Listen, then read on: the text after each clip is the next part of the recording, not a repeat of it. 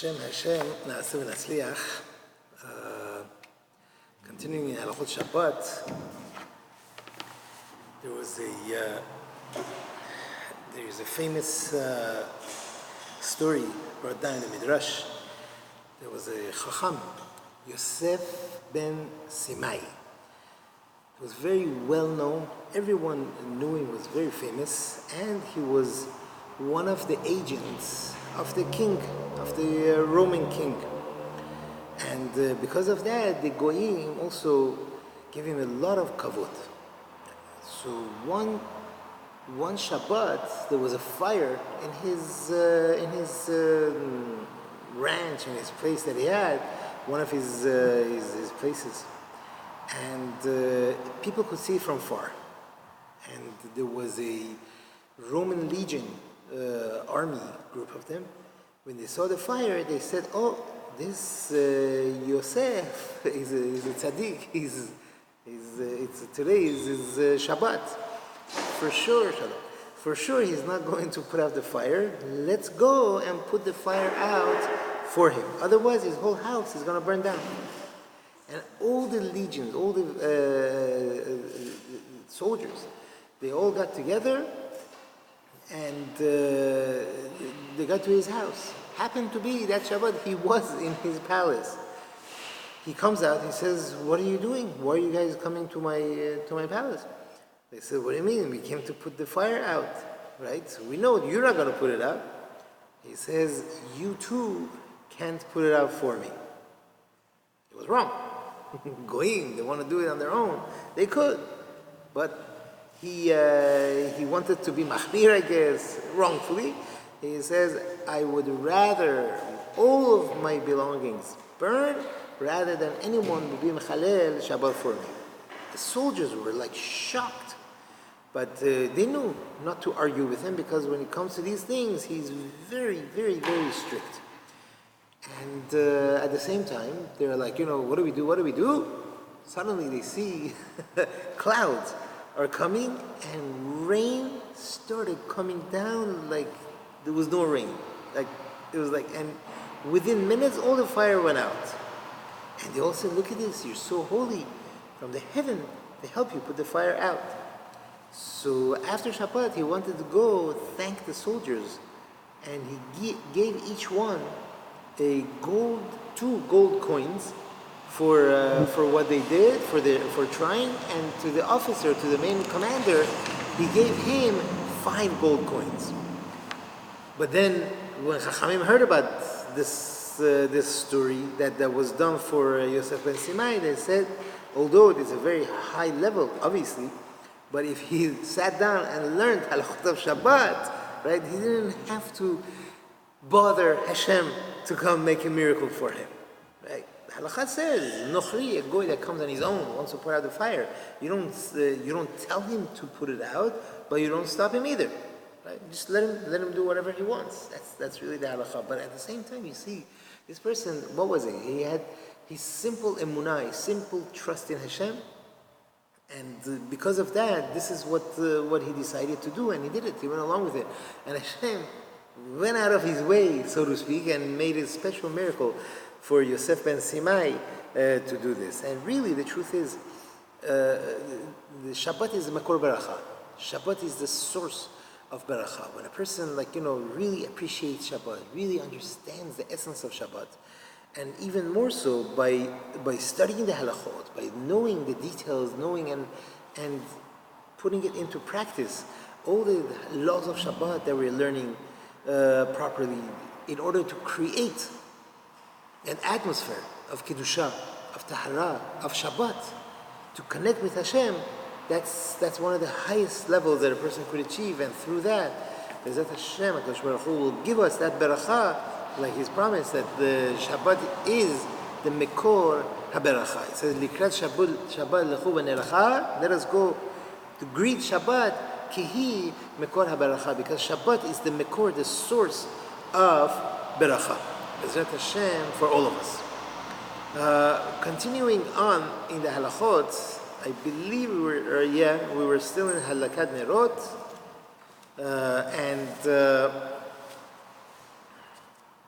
And the last thing that we learned was that if the people are guests and they are staying by someone else's home, what should they do?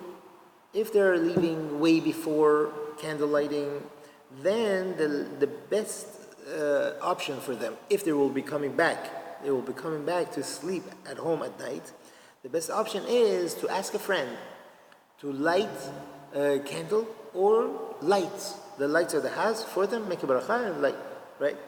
And we said also another scenario, they're going, let's say, for example, to their parents. And by the time they get there, it's already going to be Shabbat. And they're going to sleep there, right? Let's say Shabbat starts at 7.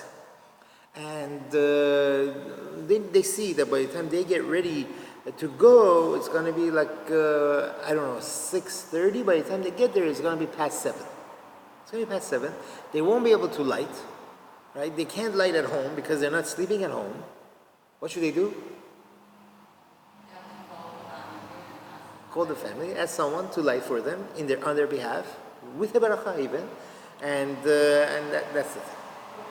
Yes.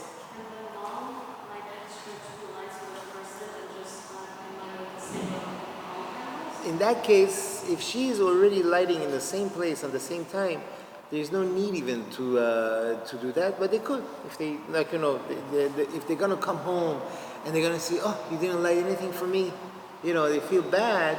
She could do that for sure. She could have in mind at the same time as she's lighting. When she's making baracha, she has her daughter or her daughter-in-law in mind. That could work. Yes. At the same time, let's say they call after she already lit. There is still time. There is still 10 minutes before sunset. So they called after she already lit. Now they want to. They say, "Oh, mommy, please, we're not gonna make it on time. Could you please light for us?" She can. She can light and even make a baracha in that case as well. Make a baracha again. She can make a baracha again for them. That's where we were.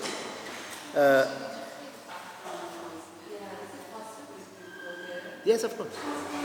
Yeah, really? Back around from the street? Yeah, of course.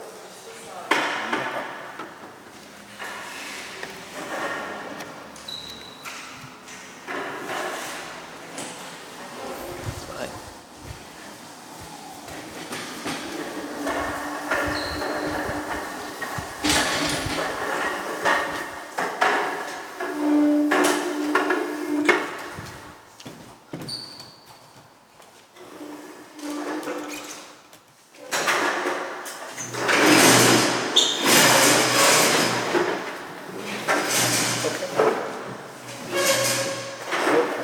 Better? Thank you.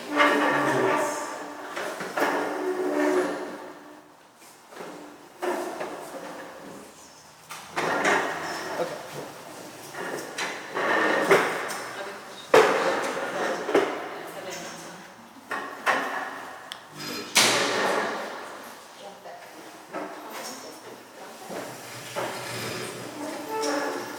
Is this better? Hopefully. Okay. No problem. Now, a person that's going to stay somewhere on Shabbat, right? They're going to stay somewhere on Shabbat, and let's say the person, what's a good example? He's a mashgiach. He's a mashgiach of kashrut in some hotel. His family is staying at home, and he's going to spend Shabbat in that hotel. What's the halakha? He has to light Shabbat candles, right? Even though his wife is actually lighting Shabbat candles at home, he also needs to make a baracha and light Shabbat candles. You see the example? Or anything in that of the sort. Let's say the wife went to give birth. She's in the hospital, and she's staying there in the hospital, and he is going to his cousin's home right near the hospital. He's going to spend the night there. So when he gets there, right, and they're going to give him a room, he has his own room there to sleep in the back house, he must light a candle there, and his wife as we mentioned before, she also lights a candle, or if they don't let her, she will light with the electricity, like that. So they're both lighting. And let's say another example is a grandchild going to his or her grandparents for Shabbat. If they're giving him or her room for Shabbat, obviously he or she must light the candle with a barakah. Unless, was that From what age? already past bar mitzvah? Already past bar mitzvah. Unless they say, you know what? No, I don't want to do it. I want to be yotzeh with my grandmother. Okay, fine. But halachically, if they have their own room, why not? They could make a barakah and light a candle. In their room. In their room, correct. In the room, they'll light a candle and with a barakah. Let's say mother is in the hospital, just gave birth, and the father is at home with the kids, and one of his kids, Baruch Hashem, is married, comes for Shabbat to them. Okay, and so in that case, again, the son and the daughter-in-law, they could light in their room with a barakah, and the father of the house, he will light in the regular place near the dining room with a barakah. Why is it important that it should be in their own room? Because that's where they sleep, that's where they need it, right? If they want to light in the kitchen or in the dining room where everyone else is lighting, we don't make a barakah on an additional lighting, right? You make a barakah on the light of Shabbat, but on the additional things that we're adding, we don't make a barakah. Sorry, I wasn't here last week. So That's what it was. let's say if that's why I missed it. So let's say it's not safe to do it in the room. The mother of the house is lighting, and you're going over to your mom's house. Can you light next to her, but you have your mind that you're zofa with her bracha? Because that's what I do. You could stand next to her while she's making a barakah, and you're yotzeh with her. You don't make a barakah at all. And Yeah, that's you fine. could, if it's not safe. Or the other option was, we said electricity. You could, in the room, you have a night light, and you make a barakah and you light it. That's- You also mentioned you could also light in the kitchen, because everyone uses it. Or in the kitchen, correct. Or in the kitchen, if there is definitely there is a need for the light, you could light in the kitchen with a barakah. Correct. It's better to make it in a separate room so you make the bracha? If anyway they're gonna need a light, right? So for sure, why not make a barakah on it? Yeah, that makes sense. Now, in our case that we're discussing, Baruch Hashem, the wife in the hospital just gave birth. The son and the daughter-in-law come for Shabbat to their house. If the father wants to, give kavod to his daughter-in-law, says, listen, you come, you light in the dining room, for sure he could do that. You light in the dining room, make a barakah, and that's it, and I'm going to be yotzeh with you. He could for sure do that, and he doesn't have to light anymore, because she's lighting, Baruch Hashem, for him. Sorry, can I clarify? Sorry, to clarify just one thing. If the kids go away to their friends' homes, Right. should they light candles? If they have their own room, yes. If they don't have their own room, then no. Okay. Then they're yotzeh with the mother of the house. Let's say parents went on vacation, right? They went to France for Shabbat, for vacation. The kids are home, right? So who gets the first dib? Of course, if they have old enough, past bat mitzvah, she has priority. She could go ahead and light the candles with a barakah. And how many candles? If let's say the mother usually lights, let's say 10. Should the girl be lighting 10? Doesn't have to. No, that's the mother's own minhag. Unless So one is sufficient? two. Two? The custom is to light two. Okay. Although you're right, one is sufficient, but the custom is to light two candles. Zachor b'shamor, and that's how we do. What if the girl is only 11 and she has an older brother? He's like 13, 14, 15. I don't think they would leave them alone, but okay. In that case, whatever, whoever is already bar mitzvah, they will light the candle. God forbid, there's a couple that they cannot see, they're blind. The halacha is that they must light the candles, because at the end of the day, they too will benefit from the light. Other people will come in, they'll help them, they'll help their helpers and so on and so forth. They'll help. But there's a Gemara over there. It says Rabbi Yossi, I believe it was. He was going on the way. It was at night, and he sees this blind person walking with a torch in his hand. He said to him, "My son, why are you walking with a torch in your hand?" He says, "What do you mean? If I'm walking at night, other people will see me that I can't see. They'll help me. If I go in the dark, it's always dark for him. If he goes in the dark, then other people won't see him and they won't help him. He says, now I understand the pasuk that says, "V'hayita mamashesh batzahoraim ke'iver ba'afela." He says, you will be walking in the kalalot, that you're going to be trying to find your way in the broad daylight like a blind person in darkness. So he says, I never understood this pasuk. What, blind person in darkness? What's the difference for a blind person in darkness or light? He says, because a blind person in darkness also needs light for other people to help him out. He says, now I understand the pasuk. The whole reason why we bring this pasuk is this drasha was so that to understand that, listen, these, unfortunately these people, they need help. And other people, when they do come and help them, they need light. So they're lighting for that purpose as well. In Israel they have the famous Blind Institute, which is like an amazing place. I have friends that are volunteers. They're working there. They're like incredible work that they do. It's an incredible place in Kriyat Moshe, and they have another now. They have another newly renovated, newly built place also. There they have a lot of provisions for them.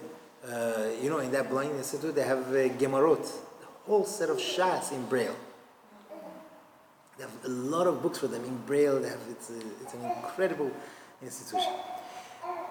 Now, if the husband though can see, the wife can't see, then it's better the husband should make a bracha, because at the end of the day he's the pikash, he's the one that sees and needs it. However, if he feels bad, he wants to give her a good feeling of that she wants to make a bracha, for sure he is allowed to do that. It will make her happy, and allowed to do that. Let's move on. What shall we light the Shabbat candles with? The best thing, like it says in Gemara Masechet Shabbat, is olive oil. Right? That's the best thing. Olive oil for a few reasons. Because olive resembles Am Yisrael olive oil, and so on and so forth. Also, the Gemara says that because olive oil burns better. It's nimshach acharei hapetila. It gets absorbed into the wick better, and it just works a lot better. The Gemara says, the Gemara Masechet Sanhedrin says that the Talmidei Chachamim are likened to shemen zayit, to olive oil, because they bring the light of halacha into the world, and through that they will bring arichut yamim, long life, into the world. Be'ezrat Hashem, with the light of the Torah. And now, if a person ran out of olive oil, what can they do? There's other oils, other oils like soybean oil, whatever oil, all these things. These days they're so refined and they work so well. It's not like in the old days. They used to have sediments. They used to have a lot of things in them, and sometimes they wouldn't get absorbed well into the wick, and it would be very bothersome. Nowadays, they're all very much refined, and they could be used. It's much different than Hanukkah, because the miracle of Hanukkah happened with olive oil. We try to only get olive oil, and as you know, there's a lot of tricks out there. They mix olive oil with other things. Some places they don't even have to tell you. And there was, in Israel, there was an investigation a couple of years back. These companies, they advertise as olive oil. Happens to be, it wasn't olive oil at all. So what they do is they put some olive branches in there. It just gets the smell and the color, and they sell it for like almost 4 times the price. They caught them. Anyway, but for Shabbat, regular oil will work as well, but definitely the top of the line, the top of the preference is shemen zayit, olive oil. Okay, good. Excuse me. Yes. Doesn't matter what type of olive oil? As an extra virgin or anything? No, they're actually all olive oil. Happens to be. It's just how refined it is, so it should be fine. A person is allowed to, on Friday, not on Shabbat, on Friday, add water to the little cup that they're pouring the oil in. Kabbalistically, it's even better, because it says Am Yisrael is like oil, and the enemies are like water. So we are like over them. We're like beating them. Okay, that's something else. But practically, you don't want your cup to burn. Or if it's glass, you don't want it to explode. And as the fire goes, sometimes the glass is not well tempered, and it might explode when the flame gets there. So the best thing is you put water there so that to protect it, and also you don't want to fill it up with oil. So you want the flame to be up on top. So when you put the water, it elevates the flame, and therefore that is allowed. One who doesn't have a candle, right? And then these days, by the way, I forgot to say, these days the paraffin candles that we have in the market are also excellent because they burn really well. They don't give anyone any trouble. Like, it used to be before, even the candles or oils or the wicks, they suddenly get sparks, or they wouldn't, the material wasn't good, or the oil wasn't so good, and you would suddenly start getting sparks all over the place, and it was dangerous, or it was very uncomfortable. The light was very uncomfortable. Nowadays, all the candles and all the oils that we use, and the wicks, whether it's floating or it's the regular ones, they're all pretty good. They light well, and they give off good light, and they don't give any trouble. Therefore, they're fine. Next level, if a person doesn't have anything of this sort, electricity. Okay, electricity, a person could use it as a candle for Shabbat. You have soldiers in the army. They're sleeping in a tent Friday night. They cannot light candles. It's dangerous for them. So what do they do? They take electricity, like even a flashlight with LED, even LED, regular incandescent light bulbs. As inside there is a wire. That wire burns. That is like a flame, and actually like a flame. But fluorescent, the way it works is like, you have a charger that lights it up, and then there's gases inside. Even that's fine, because at the end of the day there is a fire. And even LED works the same. What does LED stand for? Light emitting diode, right? In Israel they call them LED. That's how they call them. So even that also is with fire. Really, poskim say, listen, the point is not really fire. It's not really fire. The point is light. And all these things, all these devices give light. So many poskim say that they're fine. There are some poskim that say, no, this is not good, like the Gemara says. A toothpick is not good because it just goes out quickly, and so on and so forth. And poskim answer, they said, like, in all of these cases, all the issues that they would have with anything but fire, in the case of these fluorescent or LED lights or halogen lights, like, all these things, they're all fine. They all work well. And even Rabbi Yashiv, he wrote that, like, it's fine that a person could go ahead and use these types of things for if obviously there is more preference that a person feels better. It's more how should we say, aesthetic when you have candles, right? But let's say a person doesn't have, or they can't light. They shouldn't think, oh no, I'm going to use electricity, it's not so good. No, it's good. You bring in light into the house, it's very good. No problem. Okay? So when a person is stuck, have no worries. We have Baruch Hashem electricity these days, and it's perfectly good. Now, you mentioned something about toothpick? the Gemara says kesam. Kesam is like a toothpick. It's like a thin piece of wood, and it says that cannot be used, obviously, for lighting the Shabbat candles. So they want to liken this, because what happens is in the incandescent you have this thin wire that, if there's a tiny hole in the thing, the whole thing explodes. It doesn't exist. It cannot have any extra oxygen there. So in this case as well, like, they wanted to say that it's like a kesam, like a toothpick, and it's not good. They answer up. They say no, it's a very different thing, because the kesam does fizzle out. This won't, unless you turn it off. It'll stay on, and it's perfectly fine. And besides, this is made for lighting, whereas that's not made for lighting. That's made for burning. You throw it in the fire to get the fire going. That's all it's good for. But this is actually made for lighting, and it's not a problem. One question, sorry. If you're lighting, let's say your match goes out, are you allowed to take the fire from one of the candles and light, or you have to start? Yes, you can. That's what it's for. It's not like the lights of Hanukkah that you cannot have benefit from them. This is for having benefit from them. Okay. So yeah, it's not like that you can't. Now, age-old question: does a person accept Shabbat with lighting the candles or not? Okay, this is different, by the way, than do we make the baracha first or do we make the baracha after? This is a different topic. The question is, when I light the candles, the Shabbat candles, am I accepting Shabbat on myself or not? Baal Halachot Gedolot. Baal Halachot Gedolot was 1200 years ago. Big Chacham, everyone quotes him.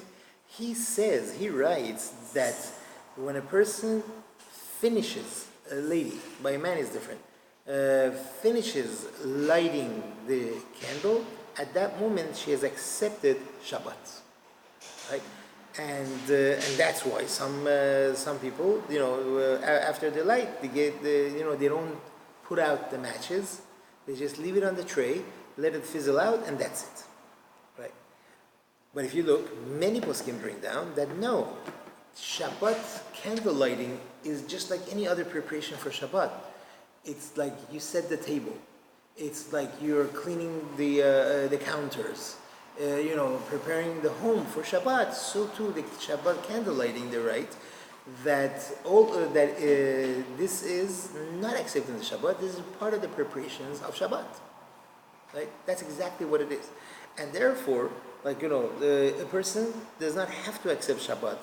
We could accept Shabbat by lighting, but he doesn't have to accept Shabbat at that moment. So, in their opinion, it's just like any other thing. This is the Tosafot, Ramban, Rashba, Ra'a, Ritva, Meiri, Rosh, Rabbeinu Shimshon, Samag, and all the way down to the Shulchan Aruch.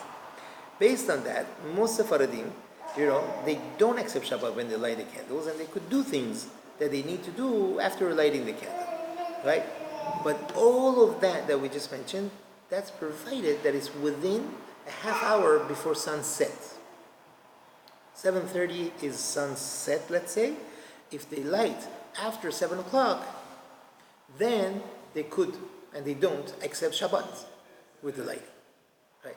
But if they want to light before 7 o'clock, what's the earliest we could light? We're going to discuss that later. That's going to be Pelag HaMincha. Pelag HaMincha is an hour and 15 minutes before sunset, let's say. You put candlelight on it. When you look at the calendar, you mean Shkia? Excellent question. Thank you for clarifying. Shekiah means sunset. Candle lighting that it's in the calendars, that's always 18 minutes before that. Right? That's always 18 minutes before. There's a reason why 18 minutes, most Sephardim, they say, what, we're going to get to that later, 20 minits before is a safer time. That's when most Sephardim, they say they should light. If a person couldn't, it was like winter, Friday, and there was so much to do, and they couldn't make it, and they look at their watch, it's 20 minutes before or 18 minutes before. I missed it. No, you didn't miss it. You have time. Don't cut it very close. I think they say give yourself 5 minutes. 5 minutes before sunset. Let's say 7:30 is sunset. Give yourself until 7:25. Because number one, you don't know if your watch is correct. Maybe your watch is slow. Maybe it's actually 7:30. Number two, who says that the calendar is precise? Maybe it's already sunset. So we give ourselves 5 minutes to like a buffer zone before Shabbat actually begins at sunset. So up to 5 minutes. So you mean 5 minutes before the time that it says on the calendar? No. No, The 5 time that it minutes says to 18 minutes. correct. Okay. 5 minutes Yes, before the sunset. 18, it's finished. Correct. Like Correct. 13 minutes, let's say. Let's say perfect. Right. Okay. Remember, when it says candle lighting, that's 18 minutes before. So as you said, 13 minutes later, up to there. Give yourself up to there. After that, don't risk it. Don't risk it. It's really risky. Unless a person is like 100% sure, but by the time you try to be 100% sure, it's Shabbat already. It's tough. Especially when a person is extremely busy, it'll be very tough. It's going to be a very tough thing to do. Now, if a person lights within that half hour, Again, 7:30 is sunset, not candle lighting. Candle lighting in that case would be 7:12. Correct? 7:12 would be candle lighting in the calendars. So 7 o'clock they want to light a candle. If you're lighting within that time period between 7 to 7:15, let's say 7:20, let's say they're lighting there, then they don't have to accept Shabbat if they don't accept Shabbat. But if they want to light earlier, then they have to accept Shabbat. Because, why is that? Because it's earlier. And someone watching them, you can't tell that they're doing it for the kavod of Shabbat unless they accept Shabbat. You get the rule? Let's go over it again. How early? We said Pelaga Mincha. Let's say in our example, 7:30 is sunset. So let's go back an hour and 15 minutes and 6:15-ish. 6:15. You cannot light, period, before 6:15. Why is that? That's not connected to the night anymore. So a person that lights, okay, probably having a birthday party. It has no connection to Shabbat. So our Chachamim said, earliest time that a person could light for Shabbat is at Plag HaMincha. Okay, it's called Plag HaMincha. Why? There is a time for the second Mincha. I think we discussed this before. There's a time for second Mincha. It's called Mincha Ketana. It's a shorter version of the time for Mincha. That's 2.5 hours before Shigya. Pelag means half. Halfway through is an hour and 15 minutes. Right? You take 2.5 hours, divide it in half. That's 1 hour and 15 minutes. Before Shkia? Before Shigya. Before Right? Shkia, not candlelight. Right. Correct. I don't want to get into it. There's a whole different machloket regarding that. I don't want to get into that. But what's the reason, what's Sure. the reason that you could, so let's say you said within half an hour before, then you can have it in mind and you can do it malacha? Correct. The reason is because during that time, you are lighting the Shabbat candles for the honor of Shabbat. And the opinion of all those Chachamim kick in that, listen, you're doing it for the honor of Shabbat. Like, it's not like you're accepting Shabbat. It's something, an activity that you're doing to honor and to respect Shabbat. Earlier, when you light it, you need to show that it's actually for the honor of Shabbat. It's not really recognizable that you're doing it for the honor of Shabbat. Or why? It Any could be. preparation you're doing for It could be Friday. doing something else. It has to be closer to Shabbat. So that's why the poskim bring down that when it's within a half hour, it's close enough for Shabbat. So we could say this is done for the Seudah of Shabbat. But when it's earlier than a half hour, it could be other reasons. Then if you accept Shabbat, then it shows that it's for Shabbat. Right? But when it's earlier than that, earlier than Pelag HaMincha, even if you accept Shabbat, it's way too early. So there's like 3 periods of time. Before Pelag HaMincha, even if you accept Shabbat, it won't show that you're doing it for Shabbat.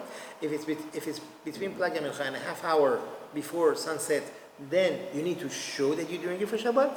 If it's a half hour period of time, then you're obviously doing it for the honor of Shabbat, then you don't have to accept Shabbat. So really, let's say I light candles and, I don't know, my granddaughter goes and opens the refrigerator door and I see, oh my God, the light is on, I can turn it off. If it's within a half hour. Oh, we're going to get to that. It's going to get real good. It's going to get, you're going to hear some chidush. Maybe it's a chidush for you. For me, when I learned it was a chidush. Something new. Okay, let's see.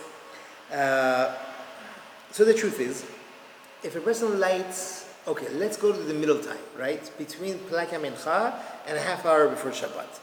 And the lady of the house lit the candles and she accepted the Shabbat, right? And now it's Shabbat for her.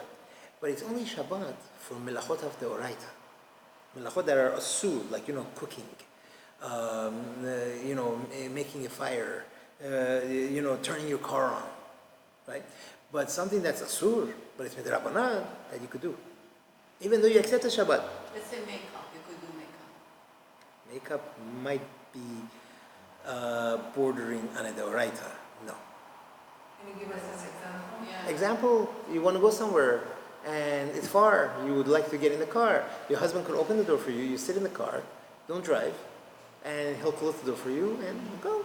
He has to open it? Meaning Yeah, light the better, candles, but because- you haven't lighted. Really? If it's within the half hour, you could even drive the car, don't worry. If it's before the half hour and you accept that you have to accept Shabbat, then by opening the door, the light is going to go on. We have a problem, right? But to sit in the car, so you're fine. In this 1 hour, you could, if your husband opened the door, you could get in the Yeah. car. Basically, it's the same thing. Basically, it's the same thing that you do half an hour before. And But you're not doing any melacha from the Torah. That's the difference.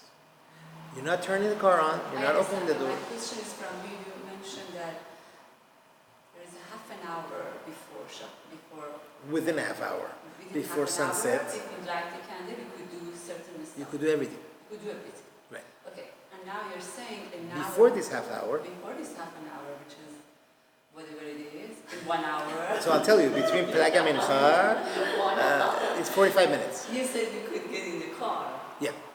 But you can't open the door and you can't start the car. Let's see, you see the fire on the stove is not low enough. You cannot lower it. I'm confused. This is when you're doing early Shabbos? Yeah. You're lighting the Shabbat candle Right. between Pelaga Mincha. Remember, period number 1 before Pelaga Mincha. Right. No good. After Pelaga Mincha, okay, but except Shabbat. Within a half hour before sunset, that's period number 3, which you could do any melacha you want. Even though you lit the candles, you could still do melachot. So if you lit within a half hour and you see your stove is way too high, you want to lower it, you can, right? But if it's before that half hour, you can't. You tell your daughter to do it or someone else to do it. This is with the kawana when you're saying the bracha. If you don't have a kawana that you're going to do something, you cannot or you could. Doesn't matter. So Can I simplify even if you it? didn't have kavanah, let me try. Even if you didn't have kavanah, if it's within a half hour, you're good. It's I will say though, it's better once a year to say, you know what, when I'm lighting the candle in this half hour period, I'm not accepting Shabbat. Just to be safe, you could do that. So with kavanah, without kavanah, within a half hour, you're home free. Before half hour, you're not home free. You need to accept Shabbat. But it's not a bad chiluk for the children when they see Yeah, that. I mean, if you That can't was my do it, point. Teach them that Shabbat candle lighting is not necessarily accepting Shabbat. But this It's is one not of, what we learn. This is not what we teach our kids. you know what? I'm not here to cause trouble. If you want to keep the way it is now, keep it. It's fine. I give up.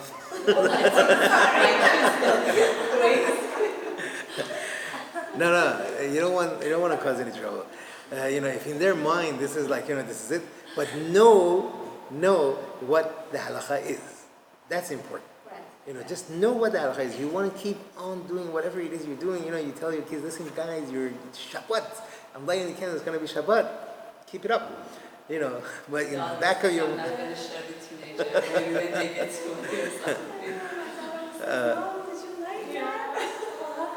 But you know what? It won't hurt to teach them. But if they know that the mother of the house goes by halacha, I think it's even a better thing. Because they know that the mom went and she studied, and by halacha you can do those True. melachot. So it's even they're going to admire the mother even more, and I they think- would go follow her footsteps to go and study that. But You're seriously, why should you ask your daughter to turn on, lower it or whatever? Because she didn't accept it. She didn't accept Shabbat yet. Unless she says, I am accepting Shabbat, then she accepted Shabbat. You know what I'm saying? That's the difference. I beg my teenager son, he's only 15 years old. If he goes usually after my husband to show, I beg him, please can you stay 1 more minute and turn off the stove now? I could tell me I could go home and do it myself. Okay, that works. But you have to know, Ashkenazim, the custom is that they do accept Shabbat even within the half hour. Ashkenazi custom is to accept Shabbat, right? Unless they make a precondition. If they make a precondition that I'm not accepting Shabbat during that time period, then the condition helps, right? But this condition will not help if you're lighting in period number 2. That was between Pelaga Mincha and the half hour. Between Pelaga Mincha and the half hour, we said what? You have to accept Shabbat. That you have no choice. You have to accept Shabbat, but there are certain activities that we could still do. The reason for that, let's just be clear, the reason for that is when a yachid, when one person accepts Shabbat, he doesn't accept Shabbat all the way. It's not a complete across the board. It's on the Melachot Deoraita. It's beautiful. It's a great thing to do, to accept Shabbat earlier. But it's on the Melachot Deoraita. But when the whole tzibur did, let's say you live in a place, there's only one shul. There's only one shul. Where is that practical? I don't know. In some little town in Connecticut where there's only one shul. I don't know if you've ever been like Greenwich, Greenwich I should say, that's how it's called. Or like there's New London, Connecticut. They have one beautiful, gorgeous shul, and it's only one shul in the whole town. And when they accept Shabbat, every Jew in that city has to accept Shabbat. They have no choice. Because everyone follows that. Here in LA, we don't have such a thing. We have, mashallah, someone told me that just on Pico there's 58 shuls. Right? I think it's a police report, something. Baruch Hashem, Ken Yirbu, right? The more the better. So here you can't say, oh, that shul accepted Shabbat, you can't do anything. No, there's a set time. Sorry, question to ask. Actually, two questions. One is, if, let's say I start Shabbat an hour earlier, is it mitzvah? It's great. It's a great mitzvah. It's a great thing. You are going into beracha sooner. I'm not working. I was in Baltimore like a month ago, and I believe they start Shabbat. Shabbat is starting later than us. Yeah, So, for sure. Okay, but I don't know, is it Minhag, whatever it is, they ask everyone to light the candle at 6 o'clock, even during the summertime. It's going to be more than an hour, around 15 minutes before candle lighting.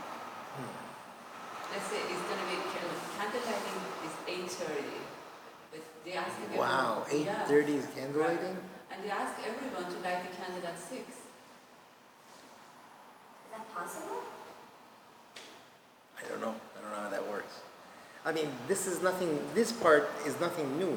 Gemara says you cannot light the Shabbat candles before Plaga Mincha. It's meaningless. The whole question is, if you lit it and you made a beracha, you need to relight it after Plaga Mincha. Should you make a beracha on it or should you not make a beracha on it? So we say, Safek berachot lehakel, because there is one opinion that says it's okay if you did it before. So because of that opinion, we say, you know what, don't make a beracha. But that's it. Halacha is not like that. I don't know how maybe they figure out the times differently. I'll tell you. There are two ways to figure out the times. One is from sunrise to sunset. You take that and you divide it to 12. And that makes each hour is that long. It could be an hour and 10 minutes. It could be 50 minutes. Okay? The other opinion says, no. From the time of dawn until the time that the stars come out, you take that and you divide it to 12. What's the difference? The hours are longer. It could be an hour and a half, right? And that's why you hear the difference. They say, like, the time for Kriyat Shema in the shul bulletins, they say the time to read the Shema in the morning, some say it's up to, 8:30, some say until 9:15. Why? Because one is figured out in this calculation, the other one is figured out in this other calculation. Okay? Now, if the hours are longer, then that means the Plaga Mincha, I just said it's an hour and 15 minutes, it's definitely longer than an hour and 15 minutes. It gets stretched because you're figuring it out from dawn, which is about 70 minutes before sunrise, until the Tzeta Kochavim, which in the East Coast is even longer than 42 minutes here. It's like an hour. So it's a longer hours. So maybe 6 o'clock works out there. In Europe too. Europe for sure. London candle lighting was like 9:06. I think it's 10. I think in northern Britain it's 10. Wow. Yeah. Shabbos was very long. Shabbat ends like 11:30. The days are very long. Yeah, Very long. they're very poor No, things. but I wanted to clarify one thing. When you say half an hour, you talk about the calendar, Correct. right? Correct. Okay, and the hour and half an hour, it's all. No, I'm sorry. Calendar lighting or no? No. In the calendar it says when the sunset is, it says when candle lighting is. When we say half hour, it's before sunset, Okay. which is So 30 minutes. Who said? Someone said it's 30 minutes before the candle lighting. Okay. Right? That's now men, even Ashkenazi men, they do not accept Shabbat by candle lighting because their custom is not to accept them. Their custom is always by L'chadodi at the end of L'chadodi or Baruch Hu, depends who, but they don't. But even by them, if they're lighting earlier, they have to accept Shabbat. Same thing applies. even by a man, if he's lighting like an hour before sunset, he has to accept Shabbat. They do fall into that category of, listen, why are you lighting? It's got to show that you're doing it for Shabbat, and that's the thing. So as we said, the best thing to do is once a year, just to say, like, number one, we mentioned before that a person should have checklists, right, of things to do before Shabbat. This light is on, this light is off, this stove is good, all the checklists. To go over the checklist before you light the candles, this way, you're not going to say, oh no, I didn't do that, come on, beg someone to do it, and so on and so forth. It'll save us a lot of headache. Okay, and we also covered the traveling, let's say, getting in the car. After the candle lighting, we did discuss that. Perfect. Okay? Sorry, if let's say the man is lighting, and they're keeping, they're doing the early Shabbos. Right. So can he go into a car to go to davening? That's how you mentioned. He can't drive. He cannot drive. Right. Oh, okay. He could get an Uber probably. Right? You're right, good point. Right. Okay, thank you very much. Sure. I was reading